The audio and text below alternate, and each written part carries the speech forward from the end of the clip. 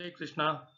नमो ओम विष्णुपादाय कृष्ण पृष्ठाय भूतले श्रीमते भक्ति वेदांत स्वामी निते नामिने।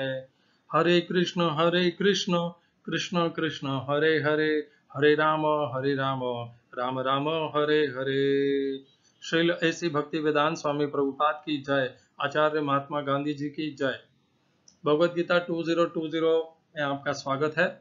चौथे अध्याय प्रसंग चल रहा है यज्ञ का विषय। भगवान चौथे अध्याय के 23वें श्लोक से यज्ञ के विषय में बता रहे हैं।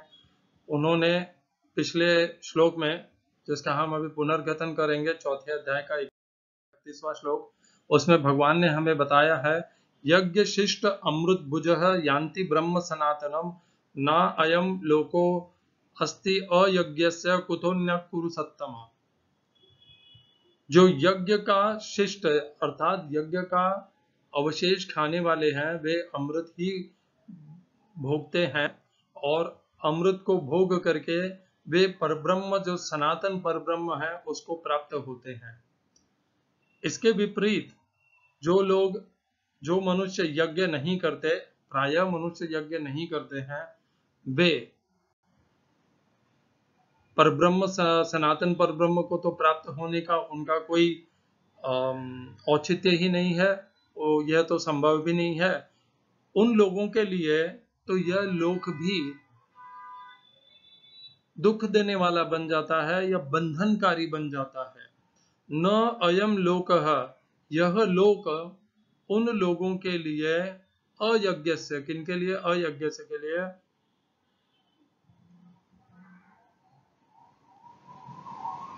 बिल्कुल भी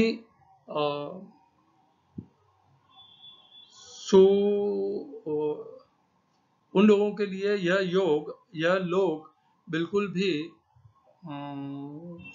भाग्यशाली कह लीजिए या कह लीजिए अच्छे अवसर प्रदान करने वाला या उन्हें प्रोत्साहित करने वाला नहीं होता है। तो अन्य लोगों की तो क्या बात है। इसी संदर्भ में हमने जो कल चर्चा की थी, उसी चर्चा को मैं एक और श्लोक से जोड़ करके करना चाहूंगा। तो मैं जोड़ूंगा इस श्लोक को तीसरे अध्याय के 9वें श्लोक में। यज्ञार्थात कर्मणो अन्यत्र लोको अयम कर्म बंधन है। तो जो चौथे अध्याय का 31वां श्लोक हमने किया था अभी, जिसकी हम चर्चा कर रहे हैं, उसमें भगवान कहते हैं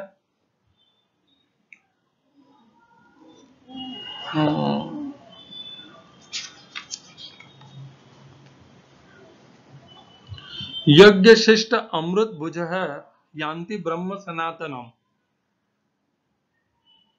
न अयम लोकः अस्ति ही अयज्ञस्य कुतोन्य कुरु सत्तमा। और इस तीसरे अध्याय के 9वें श्लोक की पहली पंक्ति में भगवान कहते हैं यज्ञार्थात कर्मणो अन्यत्र। तो चौथे अध्याय की 31वें श्लोक के दूसरी पंक्ति में भी भगवान ने उनके लिए कहा है जो लोग यज्ञ नहीं करते, अर्थात अयज्ञ से के लिए कहा है। और यहाँ पर तीसरे अध्याय के 9वें श्लोक की पहली पंक्ति में भी भगवान ने उन्हीं के लिए कहा है यज्ञार्थात कर्मणो अन्यत्र। जो लोग यज्ञ के लिए कर्म नहीं करते और यज्ञ के अलावा अन्य कर्म करते हैं, उनका क्या होता है। तो तीसरे अध्याय के 9वें श्लोक में भगवान कहते हैं कि वैसे लोग जो यज्ञ के लिए कर्म नहीं करते और यज्ञ में नहीं बर्ताव करते या यज्ञ करते ही नहीं है, वे इस लोक में कर्म के बंधनों में बंध जाते हैं। और उसी बात को भगवान इसीलिए चौथे अध्याय के 31वें श्लोक की दूसरी पंक्ति में कहते हैं कि उन लोगों के लिए तो यह जगत, यह जो पृथ्वी लोक है, मृत्यु लोक है, कर्म लोक है, यह भी बंधनकारी है। यह उन्हें कैसे लाभदायक हो सकता है, क्योंकि यहाँ पे वे कर्मों के बंधनों से बंध गए हैं। तो दूसरे लोगों की तो क्या बात है। दूसरे लोगों में मनुष्य को तब लाभ हो सकता है कि सबसे पहले वह इस लोक में ऐसे कर्म करे, पृथ्वी लोक पर, मृत्यु लोक में, कर्म लोक में ऐसे कर्म करे जिससे उसका परलोक, जिसे हम कहते हैं, वह सुधर जाए। परंतु यहाँ पे परलोक का उद्धार होना तो दूर रहा, उसने तो अपना इस लोक पर भी उसने अपने लिए बंधन उत्पन्न कर लिए हैं। यज्ञार्थात कर्मणो अन्यत्र लोको अयम कर्म बंधन है। कर्म बंधन इस संसार का सबसे बड़ा बंधन है, जिसको तोड़ना सामान्य मनुष्यों के लिए असंभव है। ये वही तोड़ पाते हैं जो यज्ञ का आचरण करते हैं, जिसके लिए भगवान ने कहा पहले चौथे अध्याय के 31वें श्लोक की पहली पंक्ति में, यज्ञ शिष्ट अमृत भुज है। यज्ञ का अवशेष खाने वाले अमृत ही भोगते हैं, क्योंकि यज्ञ का अवशेष अमृत ही होता है। और इस प्रकार अमृत खाने से, प्राप्त करने से वे परब्रह्म सनातन परब्रह्म को प्राप्त हो जाते हैं। वे कर्म बंधन से मुक्त हो जाते हैं। वे कर्म बंधन से मुक्त होते हैं, इस पृथ्वी लोक, इस मृत्यु लोक से, कर्म लोक से मुक्त होते हैं, तभी तो वे परब्रह्म सनातन को प्राप्त करेंगे। तो अर्थात जब मनुष्य कर्म बंधन से मुक्त होगा, तभी वह परब्रह्म सनातन परब्रह्म को प्राप्त हो सकेगा। और उसको प्राप्त करने का, बंधनों से मुक्त होने का साधन है यज्ञ।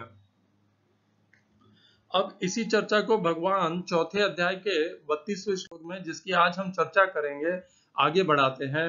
अब भगवान कहते हैं, एवं बहुविधा यज्ञाः वीततो ब्रह्मणो मुखे वीतता ब्रह्मणो मुखे कर्म जान विद्धि तान सर्वान एवं ज्ञात्वा विमोक्षसे। हिंदी अनुवाद गीता यथारूप श्रील प्रभुपाद। ये विभिन्न प्रकार के यज्ञ वेद सम्मत हैं, और ये सभी विभिन्न प्रकार के कर्मों से उत्पन्न हैं। इन्हें इस रूप में जानने पर तुम मुक्त हो जाओगे। English translation Gita as it is Swami Prabhupada. All these different types of sacrifice are approved by the Vedas, and all of them are born of different types of work. Knowing them as such, you will become liberated. इस श्लोक में प्रयोग किए गए संस्कृत शब्दों के अर्थ हैं एवं, इस प्रकार, बहुविधा, विविध प्रकार के, यज्ञाः यज्ञ, वीतताः फैले हुए हैं, बिखरे हुए हैं, कहे हुए हैं, ब्रह्मणः वेदों के, मुखे मुख में अर्थात वेदों में, कर्मजान दूसरी पंक्ति, कर्मजान कर्म से उत्पन्न, विधि जानो, तान उन, सर्वान सबको, एवं इस तरह, ज्ञातवा जानकर, विमोक्ष से मुक्त हो जाओगे। इस श्लोक का तात्पर्य भगवत गीता यथारूप से श्रील प्रभुपाद द्वारा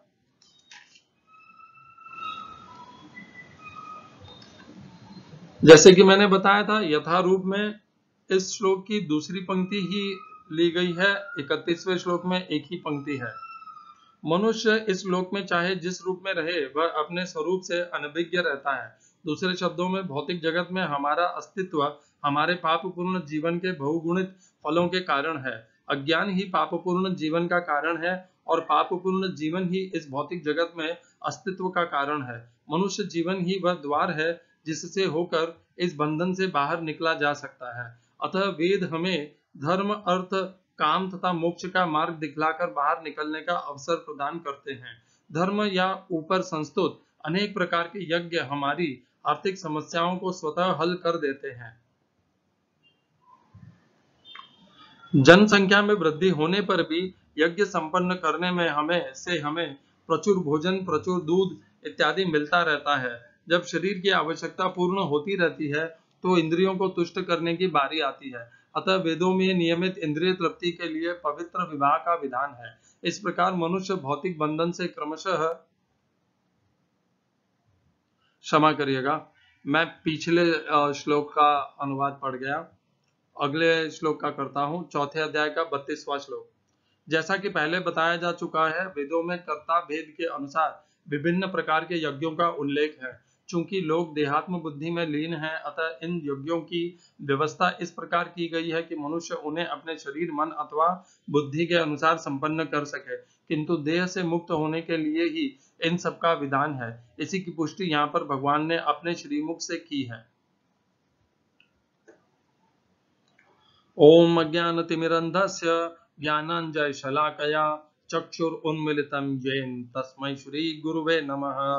एकम शास्त्रम देवकी पुत्र गीतम, एक ही शास्त्र भगवान श्री कृष्ण का शास्त्र गीता, एको देवो देवकी पुत्र एव, एक ही भगवान श्री कृष्ण, एको मंत्र तस्य नामानि यानि, एक ही मंत्र भगवान श्री कृष्ण के नाम का महामंत्र, हरे कृष्ण कृष्ण कृष्ण हरे हरे, हरे राम राम राम हरे हरे। कर्मापेकम तस्य देवस्य सेवा, कर्म के द्वारा भगवान श्री कृष्ण की नित्य निरंतर अहेतुकी की सेवा। चौथे अध्याय का 32वां श्लोक, एवं बहुविधा यज्ञाः, इस प्रकार बहुविधा अनेक अनेक प्रकार के यज्ञ वितता वेदों में ब्रह्मणों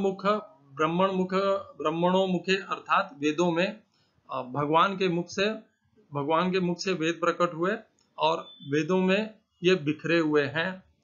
इन सब को, ये दूसरी पंक्ति में ये जो शब्द है इसको विशेष करके इसके ऊपर विशेष गौर कीजिएगा। कर्म जान, इन सब को भगवान कहते हैं, इन सबको कर्म से उत्पन्न हुआ जान। एवं ज्ञात्वा विमोक्ष से, जैसे हमने पहले ही एक दो श्लोक पहले ही देखा था, क्या केवल जानने से सब कुछ हो जाता है? जानते तो हम भगवत गीता भी हैं, फिर भी हमारा कल्याण नहीं हुआ। जानने से नहीं होगा, जान करके भगवत गीता के ज्ञान को अपने जीवन के व्यवहार में उतारना होगा, तभी जाकर के हमारा कल्याण और उद्धार हो पाएगा। उसी प्रकार केवल यज्ञ को जानने से नहीं हो पाएगा, उसको व्यवहार में उतारना पड़ेगा। और यज्ञ किससे उत्पन्न होते हैं? कर्म से। और कर्म को केवल जानने से कि हम ये कर्म करेंगे तो यह यज्ञ बन जाएगा, इतना जानने से पर्याप्त नहीं होगा। आवश्यक है कि हमें उस यज्ञ का लाभ प्राप्त करने के लिए हमें वह कर्म करने पड़ेंगे। कर्म करना आवश्यक है, तभी यज्ञ का फल प्राप्त होगा।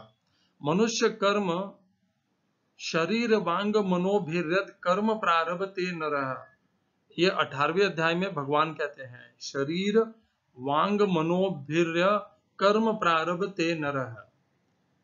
शरीर अथवा हमारा यह जड़ शरीर, वांग अर्थात जिह्वा और मन, इन तीन से मनुष्य कर्म करता है। शरीर वांग मनोभिर्यत कर्म प्रारभते नरः, कर्म करता है नरः अर्थात मनुष्य। न्याय्यम वा विपरीतम वा पंचैते तस्य हेतवः, वह जो कर्म शरीर से, जिह्वा से या मन से कर रहा है वह धर्म युक्त है या अधर्म है, अर्थात वह अकर्म है या विकर्म है, दोनों ही इन्हीं से संपन्न होते हैं। और वह अकर्म है या होगा या विकर्म होगा, उसके लिए 5 हेतु कारण जो पहले बताए हैं, उस श्लोक के पहले जो बताए गए हैं वे हैं। न्याय्यम वा विपरीतम वा पंचैते तस्य हेतवः, वे 5 उसके हेतु हैं, कारण है कि वह धर्मयुक्त होगा या अधर्म युक्त होगा। तो यह है कर्म करने की विधि। हम कर्म कर सकते हैं शरीर से, वाणी से और मन से, और कर्म करेंगे तभी यज्ञ संपन्न हो पाएगा, उसके अलावा कोई नहीं है। जब भगवान उसे कर्म से उत्पन्न हुआ मानते हैं तो निश्चित ही भगवान यहाँ पर उन कर्मों का उपदेश तो नहीं दे रहे जो हवन से, संविदा से, यज्ञ में आहुति दे करके, अग्नि से किए जा रहे हैं। केवल उन्हीं के लिए भगवान नहीं कह रहे हैं, वे तो एक प्रकार के यज्ञ हैं। भगवान अनेकों प्रकार के यज्ञ के विषय में कह रहे हैं, जो इनके बिना भी होते हैं, जो शरीर से होते हैं वह हो गया, और जो वाणी से यज्ञ होते हैं वे भी इसके अंदर सम्मिलित हो गए, और जो मन से यज्ञ होते हैं वे भी इसके अंदर सम्मिलित होंगे। तो आप पूछेंगे कि कैसे वाणी और मन से यज्ञ होते हैं? वाणी का भी यज्ञ होता है। हम यज्ञ भगवान ने 3 प्रकार के बताए हैं, सात्विक, राजसी और तामसी। हम किस प्रकार से, किस भाव से यज्ञ करते हैं, इसके ऊपर यह निर्भर करेगा कि वह सात्विक है, राजसिक है या तामसिक है। तो सात्विक तो हम सभी जानते हैं, जब हम बिना फल की आकांक्षा के यज्ञ करते हैं, अपना नियत धर्म, स्वधर्म जान करके और अपना उत्तरदायित्व जान करके जब उसे करते हैं उस यज्ञ को, तब वह सात्विक हो जाता है। जब हम अपने मान सम्मान प्रतिष्ठा और अपने लाभ के लिए यज्ञ करते हैं तब वह राजसिक हो जाता है। और जब हम बिना विधि के, बिना मंत्र के, बिना श्रद्धा के और बलपूर्वक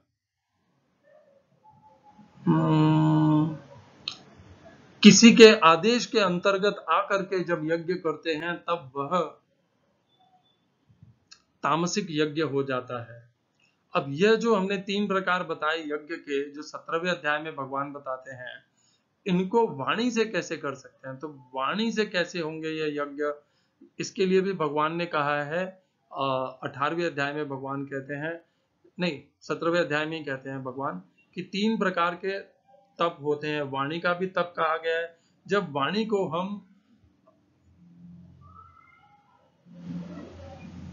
अध्यात्म के ज्ञान को अभ्यास करने में और इन सब स्वाध्याय करने में तथा दूसरों को विनम्रता पूर्वक सत्य में लगाते हैं, भगवान की कथाओं में लगाते हैं, उनका प्रयोग करते हैं, तब वह वाणी का यज्ञ कहलाता है। जब हम यह सब दूसरों की लिए करते हैं बिना फल की आकांक्षा के, जब हम यही स्वयं के सत्कार मान पूजार्थम करते हैं, तब यही हमारे लिए बंधन कारक भी हो जाता है और यह राजसिक यज्ञ हो जाता है। और जब यही वाणी का तप यज्ञ हम दूसरों के नाश के लिए, दूसरों के कठिनाइयों के लिए, दूसरों के कष्ट के लिए करते हैं, तब यह हमारा वाणी का यही यज्ञ, जब हम इसका प्रयोग दूसरों के लिए नाश और कष्ट के लिए करते हैं, तब यह हमारे लिए तामसिक यज्ञ हो जाता है। इसी प्रकार मन का भी भाव है। हम कैसा भाव रखते हैं, किस उद्देश्य से कर्म करते हैं, उसके ऊपर उसके अनुसार ही वह मन से किया हुआ कर्म सात्विक, राजसिक और तामसिक बन जाता है। कहने का भाव यह है, यज्ञ किस भाव से किया गया है उसके अनुसार यज्ञ सात्विक, राजसिक, तामसिक होता है। और यह मन से भी किया जा सकता है। मन से किए हुए यज्ञों का प्रकार है जब हम मन में स्वयं के लिए नहीं, दूसरों के लिए सद्भावना रखते हैं। जो लोग पीड़ित हैं, दुखी हैं, संताप में है, उनके उद्धार के लिए जब हमारा मन व्याकुल हो उठता है, उनके लिए जब हम प्रयत्नशील होते हैं, मन में हमारे ऐसे भाव आते हैं, तब वह मन हमारा सात्विक यज्ञ करता है। जब हम स्वयं के उद्धार के लिए, उद्धार नहीं, स्वयं के लाभ के लिए, इंद्रिय तृप्ति के लिए, भोग के लिए, सत्कार मान के लिए यज्ञ करते हैं या करने की योजना बनाते हैं या करने का भाव मन में लाते हैं, तो वही यज्ञ हमारे लिए राजसिक हो जाते हैं मन के द्वारा भी। और यही यज्ञ जब हम दूसरों को कष्ट देने के लिए, दूसरों से आगे बढ़ने के लिए, दूसरों को नीचा दिखाने के लिए, उन्हें कष्ट देने के लिए, ऐसे भाव करके जब हम यज्ञ को करने के भाव बनाते हैं, तब मन से किए गए वह यज्ञ हमारे लिए तामसिक हो जाते हैं। ये सारे कर्म से उत्पन्न होते हैं। ये जो यज्ञ कर्म से उत्पन्न हुए होते हैं, यह भगवान ने पहले भी कहा है 3रे अध्याय में। उस श्लोक को यहाँ पर जोड़ देते हैं तो हमें और हमारे विचार की और हमारे चर्चा की पुष्टि हो जाएगी कि भगवान कितना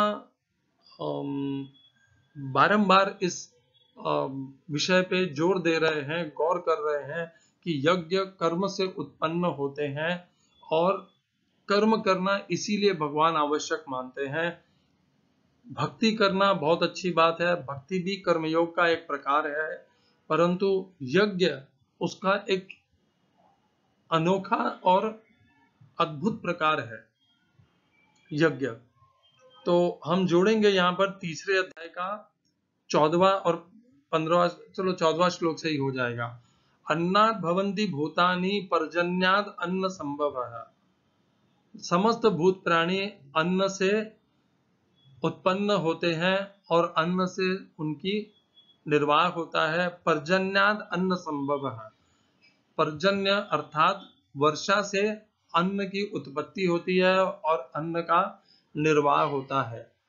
और जो पर्जन्य अर्थात वर्षा है वह यज्ञात भवति पर्जन्य, वह यज्ञ से उत्पन्न होती है। इस प्रकार सृष्टि चक्र बताया है भगवान ने।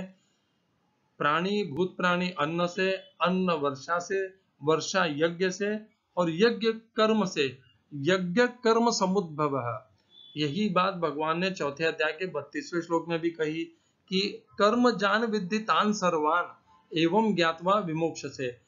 कर्म से यज्ञ होते हैं, वह भगवान ने चौथे अध्याय के 32वें श्लोक में भी कहा, और यहाँ पर भी तीसरे अध्याय के 14वें श्लोक में भी भगवान ने कहा यज्ञ कर्म समुद्भव। ये जो यज्ञ है जिससे वर्षा होती है वह समस्त यज्ञ कर्म से संभव होते हैं, कर्म से उत्पन्न होते हैं। तो जब हम कर्म करते हैं तब उन कर्मों को हमें यज्ञ रूपी बना देना चाहिए, उन कर्मों को परिवर्तित करके अपने कर्मों को यज्ञ रूपी बना देना चाहिए। तब जाकर के वे यज्ञ इस प्रकार सृष्टि चक्र को प्रोत्साहित करते हैं कि और हमारे लिए कर्म के बंधनों से मुक्ति प्रदान करते हैं। और इस प्रकार यज्ञ करते करते हम परब्रह्म, सनातन परब्रह्म अर्थात भगवान श्री कृष्ण को प्राप्त हो जाएंगे। तो इस बात की पुष्टि हमारी पुनः हो गई। यहाँ पर तीसरे अध्याय के 14वें श्लोक में हमें यह जानना है एवं बहुविधा यज्ञाः, अनेक प्रकार के यज्ञ भगवान ने वेदों में कहे हैं। हम हमेशा यह मानते हैं, यह चर्चा भी करते हैं कि वेदों में भगवान ने केवल पाप पुण्य और भोग और ऐश्वर्य और सुख प्राप्त करने के लिए अनेकों प्रकार के यज्ञ बताए हैं, परंतु यह भी उतना ही सत्य है कि वेदों में ऐसे यज्ञों का भी वर्णन है जिससे परब्रह्म, सनातन परब्रह्म को प्राप्त किया जा सकता है। अनेक प्रकार के यज्ञ हैं, जिस प्रकार का यज्ञ किया जाता है उसी प्रकार का, जिस भाव से यज्ञ किया जाता है उसी भाव के अनुसार यज्ञ के फल प्राप्त होते हैं। और ऐसे भी यज्ञ हैं, हम उसी यज्ञ को तामसिक, राजसिक या सात्विक में परिवर्तित कर सकते हैं। भगवान ने इसके लिए हमें यज्ञ का सात्विक, राजसिक और तामसिक क्या प्रकार होते हैं यह 17वें अध्याय में बताया भी है। तो यह हमारे आचरण और व्यवहार पर निर्भर करता है कि हम जो वेदों में बताए हुए यज्ञ हैं हम उन्हें तामसिक भाव से कर रहे हैं या राजसिक भाव से कर रहे हैं या सात्विक और दिव्य भाव से कर रहे हैं। यदि हमने सात्विक या दिव्य भाव से किया तो वह हमें परब्रह्म, सनातन परब्रह्म तक ले जाएंगे, भगवान श्री कृष्ण तक ले जाएंगे। यदि हमने राजसिक भाव से वेदों में वर्णित यज्ञ को किया तो वह हमें केवल पाप पुण्य प्रदान करेंगे, ऐश्वर्य सुख, स्वर्ग सुख, यह सब प्रदान करेंगे। और यदि हमने तामसिक भाव से यज्ञ को प्रतिपादित किया, उनको किया, तो हमें तामसिक फल मिलेंगे। हम कर्मों के बंधनों में तो बंधेंगे ही, हम ऐसे पाप कर्मों के बंधनों में बंधेंगे, विकर्म में, जिसके कारण हमारा अत्यंत नाश हो जाएगा। इस प्रकार हम किस प्रकार से यज्ञ करते हैं इसके ऊपर यह निश्चित आधार धरता है कि हमें उसका किस प्रकार का फल मिलेगा। तो इस बात को अच्छे से जान लीजिए। एवं बहुविधा यज्ञाः वीततो ब्रह्मणो मुखे, वेदों में अनेक प्रकार के कर्म हैं, यज्ञ हैं। उन यज्ञों को हम समस्त उन यज्ञों को तामसिक भी बना सकते हैं, राजसिक भी बना सकते हैं और सात्विक भी और दिव्य भी बना सकते हैं। यह सब इस पर अवलंबन करता है कि हम किस भाव से और किस प्रकार से उन यज्ञों को संपादित करते हैं, अर्थात उन यज्ञों को हम करते हैं, और उसी के अनुसार उस यज्ञ का फल हमें मिलेगा। सात्विक यज्ञों का फल होगा सनातन परब्रह्म, सनातन ब्रह्म अर्थात भगवान श्री कृष्ण। राजसिक कर्मों का यज्ञों का फल होगा पुण्य और ऐश्वर्य सुख और स्वर्ग सुख और पुनः वापस कर्म बंधन। और तामसिक यज्ञों का फल होगा हमारे लिए नाश, हमारे अत्यंत पाप कर्म का बंधन हमारे लिए चारों हमारे पकड़ लेगा, जकड़ लेगा, इस प्रकार होगा इसका यज्ञों का हमारे ऊपर प्रभाव। एवं बहुविधा यज्ञ वीततो ब्रह्मणो मुखे कर्म जान विद्धि तान सर्वान एवं ज्ञात्वा विमोक्ष से। यदि हमें विमुक्त होना है तो हमें केवल जानना नहीं है कि किस प्रकार से कर्मों से करके हम यज्ञ कर सकते हैं, हमें उन्हें करना होगा और करके उनके अवशेष को प्राप्त करके हम अमृत को प्राप्त करेंगे और उस अमृत से ही हमें परब्रह्म, सनातन परब्रह्म भगवान श्री कृष्ण की प्राप्ति होगी। दोनों श्लोकों को जोड़ करके देखना होगा। चौथे अध्याय का 31वां और 32वां श्लोक। यदि हमने इस प्रकार यज्ञ किया तो क्या होगा और यदि हमने नहीं किया तो क्या होगा, दोनों इनमें वर्णित है। और हम अनेकों प्रकार से यज्ञ को कर सकते हैं, अर्थात सात्विक, राजसिक और तामसिक।